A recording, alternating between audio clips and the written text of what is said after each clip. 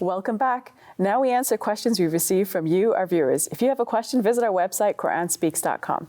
Dr. Shabir, the question is, why do Muslims say peace be upon him when mentioning their prophet's name? Does it imply any sort of worship of the Prophet Muhammad?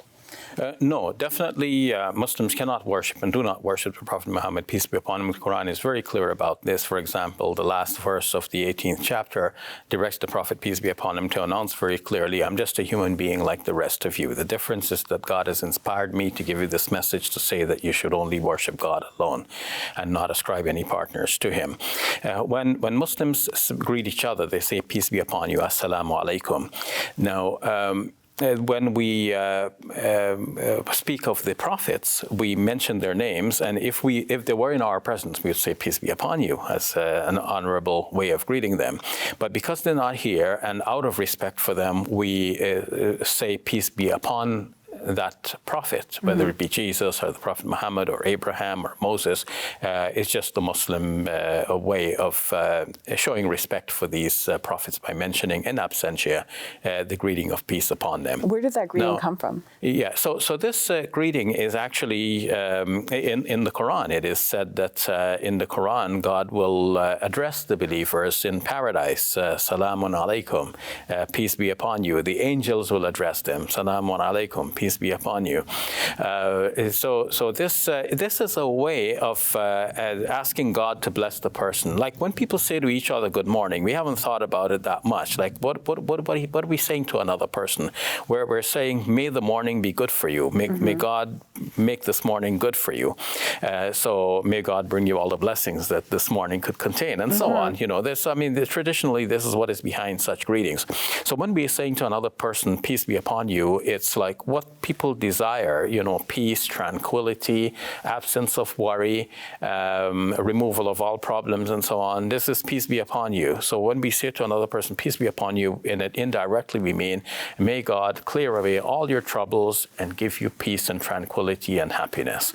So we are saying that about the prophets as well. We're asking God to bless them. It doesn't imply worship. Now, some people have looked at the word that is used in this context, where in the Quran it says, that believers should send salawat. Salawat is the plural of salat, and salat literally means prayer.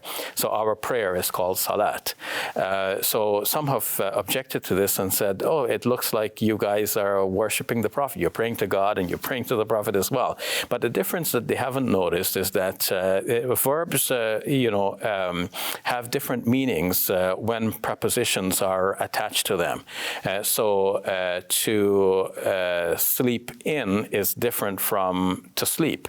It has a new connotation, and sleep with and sleep around and so on. Each time you add a different preposition to the simple verb, you change the meaning somewhat.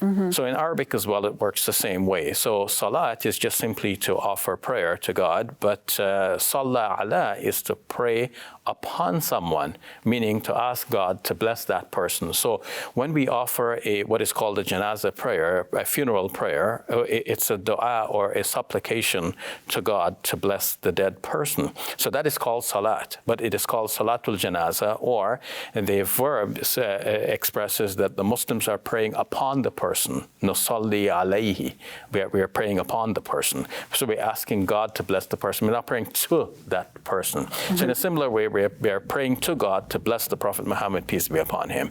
Now, in a similar way, in the Quran, the same kind of expression is used for God saying that He blesses the people who are patient. Ulaika alayhim salawatum min rabbihim wa rahmah. On such persons will be the blessings of God and His mercy.